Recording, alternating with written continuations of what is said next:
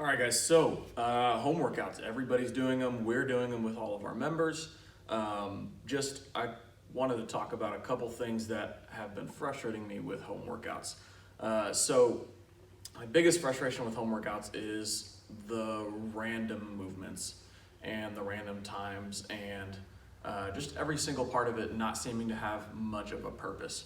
So everything that we do in our gym, as far as training goes, has a purpose with hopefully down the road, 4 weeks later, 8 weeks later, you're going to see improvement on the movements that you're working on.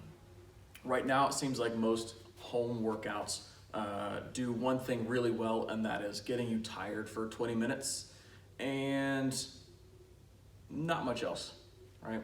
So the one thing that Random does do really, really well, Random does find weaknesses. So it can be a great way to realize, oh man, I did not have the ability to hold a hollow body for 30 seconds straight. If you're a weightlifter or if you do any sort of fitness, that's a problem. That's a big weakness. But Random, however, does not fix your weaknesses. All right, so Random finds weaknesses, it doesn't fix your weaknesses. What does instead, the king of all training with a purpose, is movement progression. Movement progression, very simply, is incrementally getting better at a movement week by week. All right, that means that we can pick a movement that we are bad at and start with a manageable amount of work on that. So that could be a hollow body hold, right? We'll start with 3 sets of a 15-second hold. All right, 15 seconds is manageable, 30 seconds is our limit. We start with 3 sets of a 15-second hold. The next week, we'll make that 4 sets of a 15-second hold. The week after that, we'll do 5 sets of a 15-second hold. And slowly over time, we're increasing our ability to do a total amount of work on the hollow body hold. After that, then we can move into actually starting to push the amount of time that we can hold that.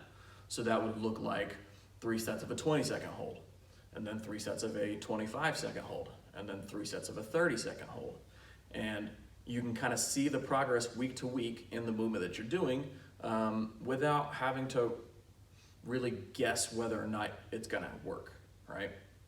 It's very clear, it's very laid out. You can see it when you're doing the workouts, you could feel it when you're doing the workouts. There's a progression built in and it makes sense, right? This idea, this movement progression, can be built out for any exercise that you can think of, and the progression starts where you're at.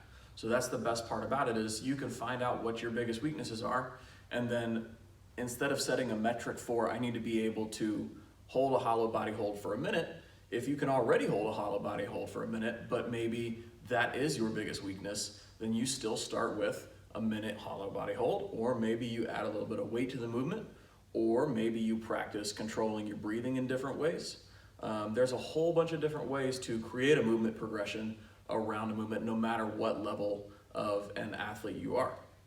All right, so I'm gonna go ahead and give you a sample progression for a push-up. You can also find this on our blog. I'll link that in the post on this. So sample progression for a push-up. We'll do this out for 12 weeks, right? So this 12-week sample progression for a push-up is, the goal is to leave behind the knee push-up. So say you cannot do a full range of motion push-up with your feet in the ground, knees off the ground, fully extended, down, up. That's 1, right? So you can't do that, or maybe you can do 1. This progression is for that. So we are gonna start with doing a knee push-up negative, right? So we're gonna, sorry, not a knee push-up negative. We're gonna start with feet up. We're gonna practice this movement without the knees down. And we're just gonna lower ourselves down to the ground for 3 seconds, right? Controlling, building some time under tension in the movement. We're gonna do a manageable amount of reps. So that's gonna be dependent on you, but we'll say 3 sets of 5, right? 5 reps, lowering yourself as slow as you can, all right? The next week, we're going to do 2 more reps every set with the same tempo on the way down. So still, it'll be 3 sets of 7 this time, and we're still gonna lower ourselves down with a 3-second tempo, all right? The next week after that, we'll do the same thing, but it's gonna be 3 sets of 9 with a 3-second tempo on the way down, right? So we're still building up the total amount of work that we can do in the push-up, and we're also practicing not being on our knees for the push-up. All right, after that, then we can change this up. Instead of slowing it down, we'll keep the slow on the way down, and we're gonna pause at the bottom without letting our chest touch for 3 seconds, right? So we're still not really working into the full push-up, but we're doing things that are manageable until we get to the point where we can do that. So we'll go 3 weeks, 3 sets of 5, 3-second tempo down, 3-second pause. Week 2 of that, we'll go 3 by 7, and week 3 of that, we'll go 3 by 9. So we're building up total amount of time under tension in this movement. By the time we move into this next part, we are going to be starting on the ground with our knees down if we need to, and we're going to push up and then lower without our knees touching, right?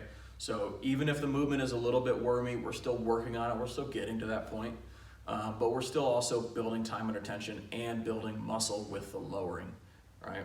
After that, we'll add a couple more reps. Maybe on the last week, we'll try the full range of motion push-up, right? And after putting in all this time, one, you're building your sense of comfort with the movement. You're also building muscle by slowing down the negative, and you're spending time in the push-up position without your knees touching, right? And so you're getting better at this week by week. You can see the progress on it. It makes sense. As opposed to push-ups cropping up in your workout 2 or 3 times a week. You still can't really do them, so you just do knee push-ups. It doesn't really make sense to try and do knee push-ups indefinitely until you get to the point where you can do a regular push-up. Instead, you want to create a progression that works for you and build on that until you get to the point where you can do a full push-up. And it shouldn't take that long, right? There's a clear path to each movement, but if you approach it with this random, hopefully I'll get tired at the end of this and feel good like I worked out and got something out of it.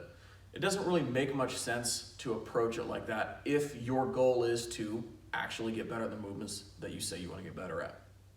All right, so over the next couple weeks, we're gonna have a whole bunch of educational content coming out about how to create your own home workouts, how to create your own progressions so that you aren't just getting tired, but you're actually making progress so that when gyms do open back up, you can go back into it stronger as opposed to just you got tired for 20 minutes, you know? It's just a much better approach to your training, all right? So you guys can learn how to write your own workouts, but if you just want somebody to take the guesswork out of it, our new online services, we've got online coaching, which is just providing you workouts, right? With our app True Coach, you can upload videos for technique analysis. There's also exercise demos in there that is made for that. And we have me building out progressions on a couple different movements, and slowly over time, you're gonna get better at those so that when we get back into gyms, you are stronger, right? The next thing that we've got is online open gym, which is essentially Zoom classes and accountability through a Facebook group, right? Where we're doing challenges, check-ins, accountability checks, different things like that to help make sure that you are still getting your workouts in and still getting the accountability that you know you need. That's the biggest thing that I've heard from everybody right now is that it's not needing more workouts because everybody is kind of providing workouts. It's they need to enjoy working out and they need motivation to work out, right? And so building in a group setting on that is going to be, I think, what everybody's missing, right?